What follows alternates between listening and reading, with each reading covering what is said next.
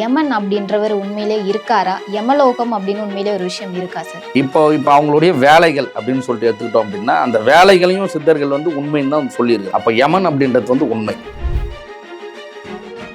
இப்போ நீங்கள் கர்ணன் பார்த்தீங்க அப்படின்னா அவருடைய இளமை காலங்கள்லாம் ரொம்ப கஷ்டப்பட்டிருப்பார். மகாபாரதத்தில் கர்ணன் எடுத்துக்கிட்டீங்க அப்படின்னா அதனால யார் எதை கேட்டாலும் கொடுத்துருக்கிறாரு. அந்த மாதிரி வள்ளல் வாழ்க்கையை அவர் வாழ்ந்துருக்கிறாரு. அதனால அவர் வந்து இறைவனடி போய் சேர்றாரு.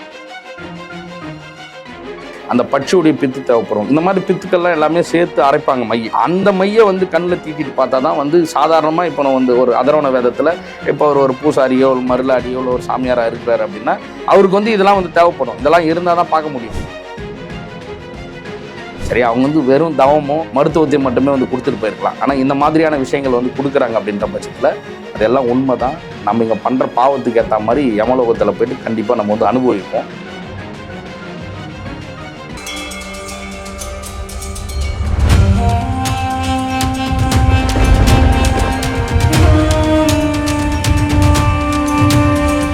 யூ தமிழ் பக்தி நேயர்களுக்கு வணக்கம். இன்றைய நேர்காணல்ல ஜோதிடர் ஞானகுரு சிவா அவர்கள் நம்மோடு இணைஞ்சிருக்காங்க. பேசலாம். வணக்கம். வணக்கம்.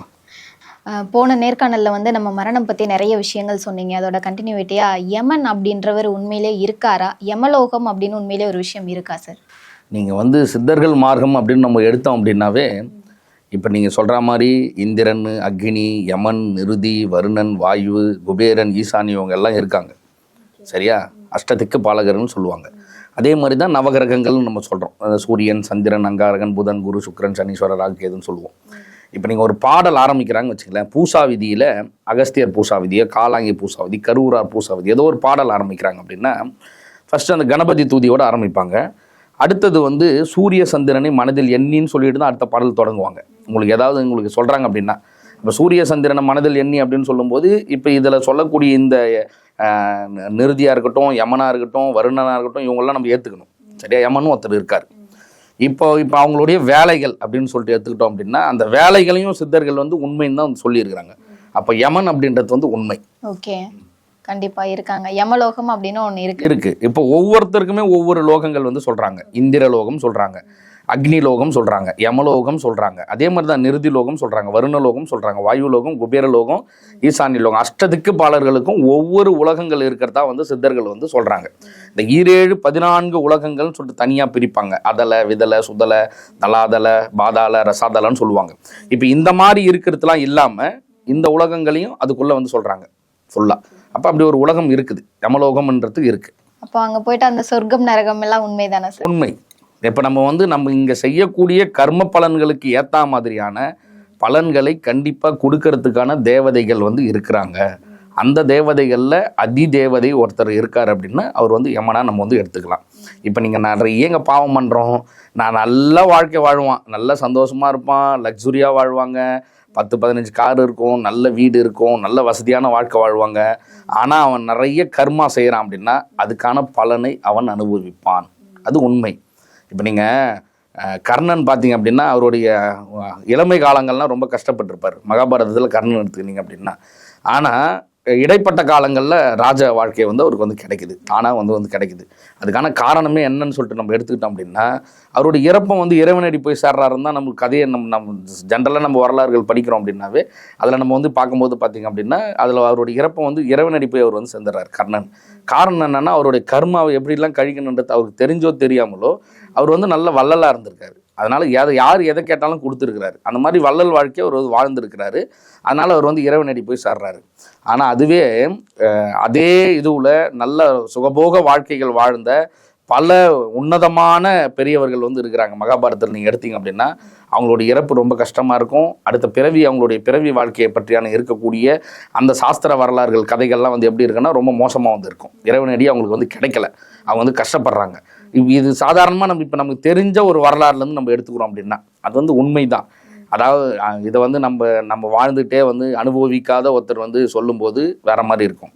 நான் வந்து என்ன சொல்கிறேன் அப்படின்னா ஒரு உயிரை காப்பாற்றுறதுக்குன்னு மருத்துவத்தை கொடுத்த சித்தர்கள் வந்து போலியான ஒரு கட்டுக்கதைகள் இருக்கக்கூடிய ஏதோ ஒரு மந்திரங்களையோ இல்லை ஏதோ ஒரு இந்த மாதிரி யமன் ஒருத்தர் இருக்கிறாரு, இவருடைய வேலை இது, அக்னி ஒருத்தர் இருக்காரு, நிருதி ஒருத்தர் இருக்காரு, வருணன் ஒருத்தர் இருக்காருன்ற கதைகள் வந்து அவங்க எழுதணுன்ற அவசியம் வந்து அவங்களுக்கு இல்லை. சரியா? அவங்க வந்து வெறும் தவமோ மருத்துவத்தை மட்டுமே வந்து கொடுத்துட்டு போயிருக்கலாம். ஆனால் இந்த மாதிரியான விஷயங்கள் வந்து கொடுக்குறாங்க அப்படின்ற பட்சத்தில் அதெல்லாம் உண்மை தான். நம்ம இங்கே பண்ணுற பாவத்துக்கு ஏற்ற மாதிரி யமலோகத்தில் போயிட்டு கண்டிப்பாக நம்ம வந்து அனுபவிப்போம்.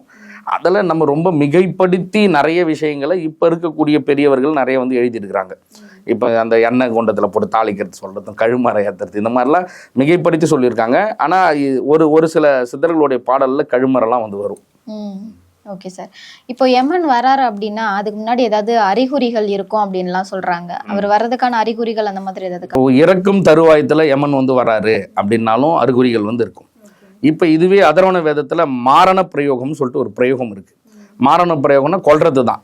அது பட்சினா பறவைகளை கொல்றதா இருக்கட்டும், மிருகங்களை கொல்றதா, மரங்களை கொல்றதா இருக்கட்டும், அது மாதிரி எதை வேணாலும், இல்லை நோய்களை கொல்றதா இருக்கும், ரோகத்தை கொல்றதா இல்லை ஒரு மனுஷனே கொல்றதுக்காக கூட மாரண பிரயோக முறைகள் வந்து சித்தர்கள் கொடுத்துருக்காங்க.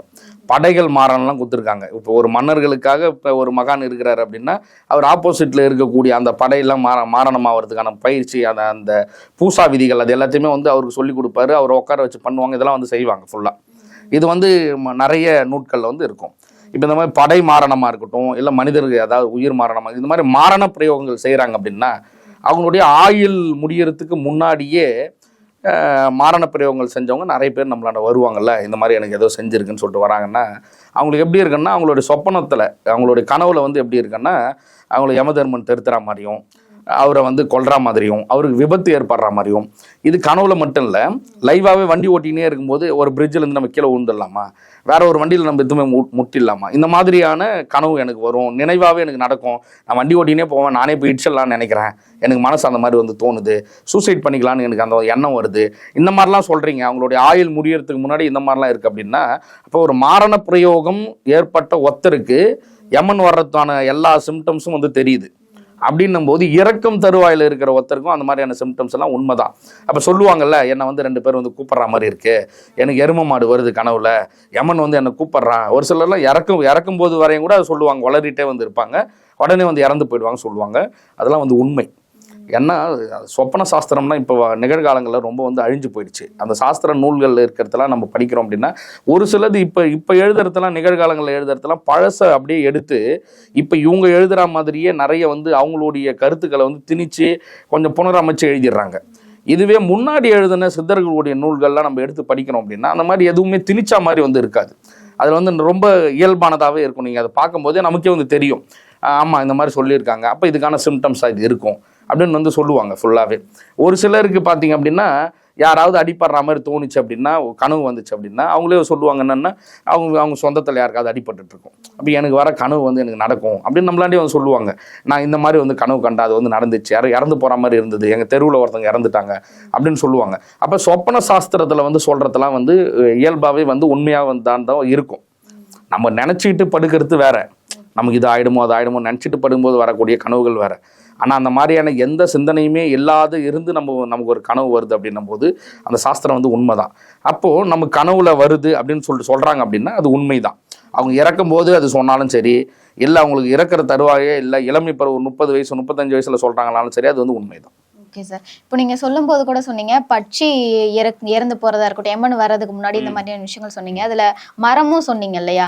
இப்போ எனக்கு தெரிஞ்ச ஒரு சம்பவம் சொல்கிறேன். அவங்க வீட்டில் ஒரு வேப்ப மரம் இருந்தது. ஸோ அதில் வந்து 2-3 வாட்டி வண்டி ஆக்சிடென்ட் ஆச்சு, அது இதாயிடுச்சு, உடஞ்சு அதை ரிமூவ் பண்ணிட்டாங்க, மரத்தையே வெட்டிட்டாங்க. அடுத்த 1 மாசத்துல அவருக்கு ஹார்ட் அட்டாக் வந்துருச்சு. ஸோ இதெல்லாம் கூட அறிகுறி.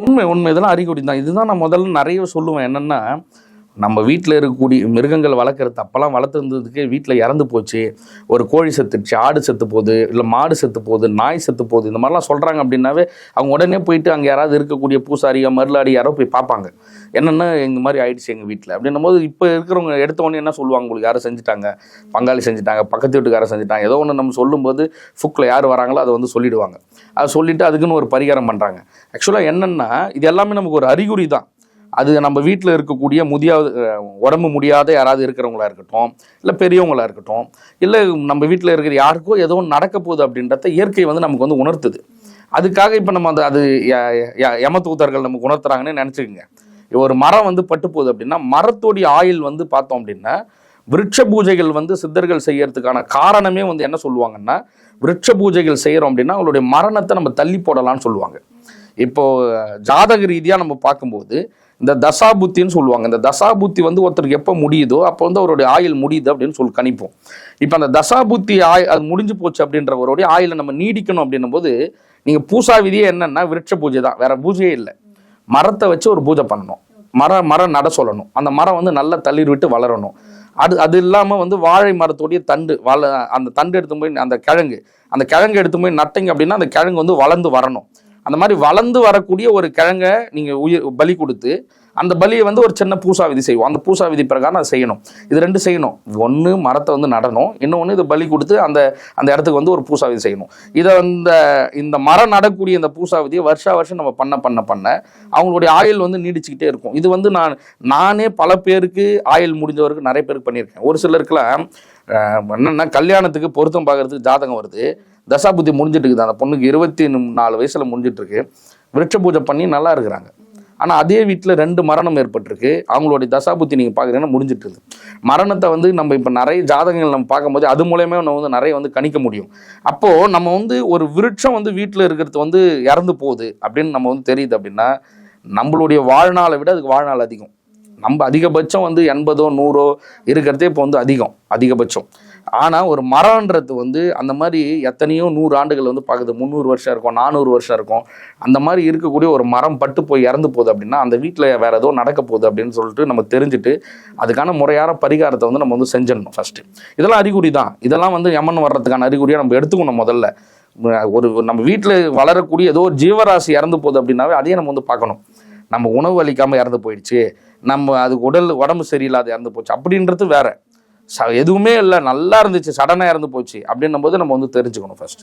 ஆனா இந்த ஜீவராசிகளா இருக்கட்டும், இந்த மரங்களா இருக்கட்டும், அவங்களுடைய அந்த ஓனர் அவங்களுக்கு வரக்கூடிய அந்த இதை தான் அவங்க தடுத்து அவங்க வாங்கிக்கிறாங்க அப்படின்னு சொல்றாங்க. யமன் வரக்கூடியதும் அவங்க கண்களுக்கு தெரியும் அப்படின்னு சொல்றாங்க. ஆமா, உண்மை. இப்போ ஒரு வீட்டில் நீங்க ஒரு நாய் வளர்க்குறீங்க அப்படின்னா அந்த நாய்க்கு வந்து இந்த மாதிரி யமன் மட்டும் இல்லை, எந்த தேவகணங்களா இருக்கட்டும், எந்த கணங்களா இருக்கட்டும், இப்போ நம்ம சொல்லக்கூடிய 30 முக்கோடி தேவர்களையும் நமக்கு மட்டும்தான் தெரியாது, நம்ம கண்ணுக்கு. அதுக்கான பயிற்சிகள் செய்யணும், அதுக்கான நிறைய பூசா விதிகள்லாம் கொடுத்துருக்காங்க. இதெல்லாம் செய்கிறவங்க அதை பார்ப்பாங்க. அந்த மாதிரி இல்லாத பட்சத்தில் இந்த மாதிரி இருக்கக்கூடிய எல்லா மிருகங்களுக்குமே அவங்களுக்கு வந்து தெரியும். இப்போ நீங்கள் ஒரு சில வீடுகள்லாம் பழக்கமே இருக்காது, ஆனால் ஒரு சில நாய் போயிட்டு கோவிலில் போயிட்டு சாமி கும்பிட்டு வரும், படுத்து எழுந்துட்டு வரும். இப்போ நிறைய வீடியோஸ்லாம் நம்ம பார்க்குறோம், இந்த மாதிரி நடக்கிறதுலாம் நம்ம பார்க்குறோம். மாடு போய் சாமி கும்பிட்டு வருது, குரங்கு போய் சாமி கும்பிட்டு வருது. இதெல்லாம் வந்து அவங்களுடைய அந்த இடத்துல ஏதோ ஒரு ஆற்றல் இருக்கிறது அது உணர்றதுனால தான் தெரியுது. இப்போ நீங்களே இப்போ நம்ம ஜென்ரலாக இப்போ அதர்வண வேதத்தில் ஒரு மை பிரயோகம் செய்கிறோம் வச்சுங்க, ஏதோ ஒரு ஆன்மாவை இப்போ நம்ம பார்க்கணுன்னு மை செய்கிறோம் அப்படின்னா அதுக்கு வந்து அப்போ வந்து ஏதோல கருங்கோழியோடைய பித்து தேவைப்படும், மீனுடைய மற்றக்கல்லுன்னு சொல்லிட்டு ஒரு கல் தேவைப்படும், சுறா மீன் தலையில் ஒரு கல் இருக்கும், அந்த கல் தேவைப்படும். ப்ளஸ் அது இல்லாமல் வந்து தேவாங்குடைய பித்து தேவைப்படும். இந்த மாதிரி பட்சியில் வந்து ராஜாலின்னு சொல்லிட்டு ஒரு பட்சி இந்த கழுகு இனத்தை சேர்ந்த மாதிரி அந்த பட்சியுடைய பித்து தேவைப்படும். இந்த மாதிரி பித்துக்கள்லாம் எல்லாமே சேர்த்து அரைப்பாங்க மை. அந்த மையை வந்து கண்ணில் தீட்டிட்டு பார்த்தா தான் வந்து சாதாரணமாக இப்போ வந்து ஒரு அதர்வண வேதத்தில் இப்போ ஒரு பூசாரியோ ஒரு மருளாடியோ இல்லை ஒரு சாமியாராக இருக்கிறாரு அப்படின்னா அவருக்கு வந்து இதெல்லாம் வந்து தேவைப்படும். இதெல்லாம் இருந்தால் தான் பார்க்க முடியும். அப்போ அந்த ஒரு இறந்து போன ஒரு பட்சியோடைய ஒரு மிருகத்தோடைய ஒரு பித்திலிருந்து நம்ம வந்து மை செஞ்சு அதை வச்சு நம்ம பார்க்க முடியும். அப்படின்ற பட்சத்தில் அதுங்களால ஈஸியாக பார்க்க முடியும் ஃபுல்லாக. இப்போ மிருகங்கள் வந்து தாராளமாக வந்து யமன் வந்தாலும் தெரியும், அதுக்கு வேறு எந்த தேவர்கள் வந்தாலும் அதுக்கு வந்து தெரியும். நீங்கள் ஜென்ரலாகவே நம்ம எந்த தெய்வங்கள் எடுத்துக்கிட்டாலும் இப்போ முருகன் இருக்காருன்னா மயிலும் சேவலும் வந்து இருக்கும். இப்போ நீங்கள் அதே மாதிரி யார் வேணாலும் எடுத்துங்க, மகாலட்சுமி எடுத்துக்கிட்டீங்க அப்படின்னா ஆந்தை இருக்கும். இப்போ சரஸ்வதி எடுத்துக்கிறீங்க அப்படின்னா அவங்களாண்ட வந்து ஒரு பட்சி இருக்கும். அதே மாதிரி மிருகம் இப்போ பராசக்தி எடுத்துக்கிறீங்கன்னா சிங்கம் இருக்குது, புலி இருக்குது, சிறுத்தை, இது மாதிரி ஒரு மிருகங்கள் வந்து வச்சுருப்பாங்கல்ல. இதெல்லாம் வந்து இப்போ நம்ம பயிற்சி பண்ணுறாங்க வச்சிங்களேன். இப்போ ஒரு அதர்வண வேத பயிற்சி எடுத்துக்கிறாங்க அப்படின்னா அவங்க ஓதும்போது அந்த மந்திரம் ஓதும்போதே அந்த ஒரு நாய்க்குட்டி வளர்க்குறாங்க, நாய்க்குட்டி சும்மா மடி மேலே வச்சுட்டோ இல்லை தலை மேலே நம்ம கை வச்சுட்டு அது ஓதிட்டே வரோம் அப்படின்னா நமக்கு வந்து அது உணர்த்தும். நம்மளாண்ட தேவதை வருது அப்படின்னா அது நமக்கு வந்து உணர்த்தும், இப்போ வரப்போகிறாங்க அப்படின்ட்டு நமக்கு வந்து அது சொல்லும். அதுக்காக தான் இந்த மாதிரி பட்சிகளையும் மிருகங்களையும் வச்சுக்கிட்டாங்க. அந்த மாதிரி பூசா விதியெல்லாம் இப்போ காலப்போக்கில் சுத்தமாக வந்து அழிஞ்சு போச்சு ஃபுல்லாகவே. ஆனால் இப்போ இருக்கிற நிறைய பேர் வந்து ட்ரை பண்ணுறாங்களே, பழைய நூட்களை வந்து படிக்க ஆரம்பிக்கிறாங்க, பழசை வந்து தேடுறாங்க, சுவடிகள் அங்கங்கே வந்து தேடுறாங்க. இப்போ நம்ம ஆன்லைன்லேயே நிறைய வந்து கிடைக்குது. அதெல்லாம் பார்த்துட்டு பயிற்சி பண்ணுறவங்கள பூனை வச்சுக்கிட்டே பூஜை பண்ணுறவங்க இருக்கிறாங்க, நாய் வச்சுட்டு பூஜை பண்ணுறவங்க இருக்காங்க, பறவைகளில் வந்து கோழி வச்சுட்டு பூஜை பண்ணுறவங்க, இந்த மாதிரி அவங்களால முடிஞ்ச அந்த மிருகங்களையும் பட்சிகளையும் வச்சுட்டு பூஜை பண்ணுறாங்க. ஏன்னா அந்த இறை ஆற்றலை நம்மளால் பார்க்க முடியும் அப்படின்றதுக்காக தான். அதனால் மிருகங்களுக்கு பார்க்கக்கூடிய தன்மை வந்து இருக்குது. Okay sir. இப்போ யமதர்மன் கிட்ட ஒரு பாசக்கயிறு இருக்கும். அந்த பாசக்கயிறுக்கு நிறைய கதைகள் இருக்கு. நிஜமாவே அந்த பாசக்கயிறு வந்து உடல்ல இருந்து ஆன்மாவை பிரிக்கிற ஒரு சக்தி தானே? அதாவது பாசம் அப்படின்றது யமன் கிட்ட மட்டும் இல்லை, விநாயகர்கிட்டே இருக்குது. பாசம், அங்கூசம், அபயம் சொல்லிட்டு விநாயகரே நம்ம வந்து வர்ணிக்கிறாங்க. அப்படின்னா அதனால விநாயகருக்காண்டே பாசக்கயிறு இருக்குது. ஔவையாருடைய பாடல்லே வந்து பாசக்கயிறு வச்சு விநாயகரே வர்ணிக்கிறாங்க. பாசம்ன்றது பொதுவான ஒன்று. அது வந்து உயிரை மட்டும் பிரிக்கக்கூடிய ஒன்றா வந்து நம்ம வந்து எடுத்துக்கக்கூடாது. சரியா? நம்மளுடைய மனசில் இருக்கக்கூடிய அந்த ஆணமும் கண்மும் மாயை அதை விளக்குறதுக்காக தான் அந்த பாசத்தை வந்து பயன்படுத்துகிறாங்க. யமனுடைய வேலை என்ன? நம்ம இப்போ சொல்கிற மாதிரி அவருடைய வேலை அது. இப்போ இதுவே நீங்கள் வந்து கணபதியாண்ட நீங்கள் பாசம் வச்சுருக்கிறதுக்கான காரணம் நம்ம எப்படி எடுத்துக்கணும் அப்படின்னா, ஆயுதங்களே நிறைய அர்த்தங்கள் வந்து இருக்குது. அவங்கவுங்க கையில் வச்சு தெய்வங்களுக்கு கொடுத்த ஆயுதங்களுக்கே நிறைய அர்த்தம் இருக்குது. இப்போ நீங்கள் கணபதியாண்ட இருக்கக்கூடிய பாசத்துடைய வேலை ஞானம் கிடைக்கிறதுக்கு எது எதெல்லாம் தடையாக இருக்குது அந்த தடையை விளக்குறது தான் அது அவருடைய வேலை. சரியா? அதை வந்து அழிப்பார். ஞானம் கிடைக்க தடையாக இருக்கக்கூடியது வந்து அழிப்பார். பாலாம்பிகை இருக்காங்க. பாலாம்பிகையே வந்து பாசமும் ஜபமாலை. இப்போ ஜென்ரலாக பாலாம்பிகையை வந்து ஜபமாலையோட தான் எல்லாருமே பார்ப்பாங்க. ஆனால் பாலா கையிலேயே பாசக்கயிறோட வந்து நந்தியோடைய பாடலில் வந்து இருக்குது. இப்போ நந்தி வந்து சித்தர் தான். ஆக்சுவலாக நம்ம வந்து சிவனுக்கு முன்னாடி நந்தியாக இப்போ வணங்குறது வந்து ஒரு சித்தர் தான் அவர். அப்போ நந்தீஸ்வரருடைய பூசா விதி நீங்கள் எடுக்கிறீங்க அப்படின்னா, நந்தீஸ்வரருடைய பூசா விதியை பாலாம்பிகை தான் உபாசனை தெய்வமாகவே நந்தி வந்து எடுத்துக்கிறாரு. அப்போ பாலா கையிலே, பாலான்றது 10 வயசு குழந்தை, அது கையிலே பாசக்கயிறு கொடுத்துருக்காங்க. அது கையில் எதுக்கு கொடுக்குறாங்க? 10 வயது குழந்தைக்கு வந்து இந்த காமம், குரோதம், மோகம், மதம், மார்ச்சரி, இடும்பை, வேகன்ற இந்த 8 வகையான குணங்கள் இருக்காது. இப்போ இந்த 8 வகையான குணங்களை அழிக்கக்கூடிய தன்மை வந்து இந்த பாசத்துக்கு வந்து இருக்குது. ஆனால் யமன் கிட்ட இருக்கிற யமனுடைய வேலை என்னது? யமனுடைய வேலை வந்து அழிக்கக்கூடிய வேலை, உயிரை பிரிக்கிறது வேலை. அவராண்ட இருக்கிறோடைய பாசத்துடைய வேலை உயிரை பிரிக்கிறதுக்கான ஒரு வேலை தான் அது. இப்போ நீங்கள் ஒவ்வொரு ஆயுதங்களுக்குமே நிறைய அர்த்தங்கள், அதாவது பல பொருளோடு தான் அந்த பொருள் வந்து சொல்லியிருப்பாங்க. இப்போ வந்து இவர் மகாவிஷ்ணு வந்து சங்கு சக்கரத்தோடு இருப்பார். நீங்கள் சங்கு ஊதுறீங்க அப்படின்னாவே நம்மளுடைய சக்கரங்கள் வந்து ஆக்டிவேட் ஆகும். இப்போ நான் முதல்ல சொன்ன மாதிரி மூலாதாரம், சுவாதிஷ்டானம்னு சொன்ன மாதிரி இந்த நம்ம உடல்லே இருக்கக்கூடிய உடற் சக்கரங்கள், மூலாதாரம், சுவாதிஷ்டானம், அது எல்லாம் ஆக்டிவேட் ஆகிட்டு நீங்கள் சங்கு ஊதுறங்க. சாதாரணமாக சங்கு யார் வேணாலும் சங்கு ஊதட்டமே. அந்த சுழிமுனா அப்படின்னு சொல்லக்கூடிய இந்த ஆக்கினா நாடி உள்ள இருக்கக்கூடிய சுழிமுனா 10ஆம் வாசல் வந்து தானாக திறந்துடும். அவங்களுக்கு தலைபாரம் எடுத்துருக்கும், விண்ணுன்னு அடிக்கும் ஆரம்பங்களில் சங்கு பிடிக்க. அப்போ வாசின்னு சொல்லக்கூடிய அந்த கதி, அந்த காற்று வந்து சுழிமுனா வழியாக ட்ராவல் ஆக ஆரம்பிக்கும் சங்கு ஊதனாவே. அதை சிம்பிளாக நமக்கு உணர்த்துறதுக்கு தான் சங்கு சக்கரத்தை வச்சுருக்காரு. சங்கு ஊதனா நமக்கு நம்ம உடலில் இருக்கக்கூடிய சக்கரம் வந்து ஆக்டிவேட் ஆகும். அவ்வளோதான்.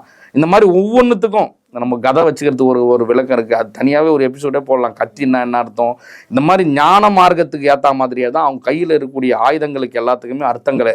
ஆனால் நம்ம என்ன பண்ணுறோம், போர் புரியறதுக்கான ஒரு தெய்வமாக மட்டும்தான் எல்லாத்தையுமே நம்ம வந்து வணங்குறோம். அந்த மாதிரி தான் பாசம் அப்படின்றது வந்து யாருக்கிட்ட இருக்கோ அதை பொறுத்து அவங்களுடைய வேலைகளை வந்து செய்யும். யமன் கிட்ட இருக்கக்கூடிய பாசம் உயிரை பிரிப்பதற்கு தான். Okay sir. இப்போ இந்த யமன் தொடர்பாக நம்ம பேசும்போது சத்யவான் சாவித்ரி கதையில வந்து சாவித்ரி வந்து அவங்கள யமன் கிட்ட போராடி மீட்டுட்டு வந்திருப்பாங்க.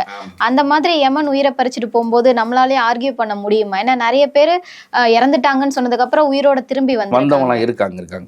அதாவது அந்த ஆன்மாவே இப்போ வந்து என்னுடைய உயிரை வந்து பிரிக்கிறார் அப்படின்னா, ஒரு தவ வாழ்க்கையில இருக்கிறவங்க என்னால் வந்து பிற இறைவனை வந்து தொடர்பு கொள்ள முடியும் அப்படின்ற அந்த ஆற்றல் நமக்கு கிடைச்சிடுச்சு, மனோபலம் நமக்கு வந்து இருக்குது அப்படின்னா கண்டிப்பாக போராடி நம்ம வந்து வர முடியும். எனக்கு இன்னும் கொஞ்சம் நாள் வேலை இருக்குது, அந்த வேலையை நான் முடிச்சுட்டு வரேன், அவரை பேசிட்டு நம்ம வர முடியும். அது உண்மை. ஏன்னா ஒரு நிகழ்வு நீங்கள் சொல்கிற மாதிரி அந்த சாவித்ரி சத்யவாணி அந்த கதை வந்து சொல்லுவாங்கல்ல, அந்த ஒரு கதை மட்டும் ஏன் நம்ம எடுத்துக்கணும்? நம்ம ஏன் நம்மளுடைய சிவபுராணத்திலேயே நீங்கள் வந்து எடுக்கிறீங்க அப்படின்னா, முதலை வாயுள்ள போனவரை வந்து உயிர் பிச்சு நமக்கு வந்து கொடுத்துருக்குறாங்களா? அந்த மாதிரி 1 2 இல்லைல்ல, அதெல்லாம் பல ஆண்டுகளுக்கு பிறகே வந்து இருந்த மாதிரியே வந்து உயிரோட வந்த வரலாறுகள்லாம் நம்மளாண்டு இருக்குது தானே. அப்போ வந்து உயிர் பிரியுது, அந்த நேரத்தில் நம்ம யமன் கிட்ட வந்து பேச முடியும் அப்படின்னா பேச முடியும். அந்த நிலைப்பாட்டில் நம்ம வந்து இருக்கணும். அவங்க மட்டும் இல்லை, அந்த ஆன்மா மட்டும் இல்லை, அந்த உயிரை காப்பாற்றுறதுக்காக யார் வேணாலும் வந்து பேச முடியும். அப்போ யார் வேணாலும் பேச முடியும் அப்படின்னா தான் வந்து பாம்பு கடிச்சவரை உயிரோடு வந்து கொண்டு வந்திருக்கிறாங்க. அவங்களுடைய அந்த இறை ஆற்றலை பொறுத்து, அவங்க பண்ண தவ வலிமையை பொறுத்து யார் அந்த தவ வலிமைக்கு இருக்கிறாங்களோ அவங்களாம் நம்ம போகிறோம் அப்படின்னா கொண்டு வர முடியும். அதுக்கான வாய்ப்புகள்லாம் இருக்குது. அந்த அளவுக்கு பயிற்சிகள் மேற்கொள்ளணும் கண்டிப்பா சார். இன்னும் நிறைய கேள்விகள் இருக்கு. தொடர்ந்து அடுத்த நேர்காணல்ல பேசலாம். நன்றி.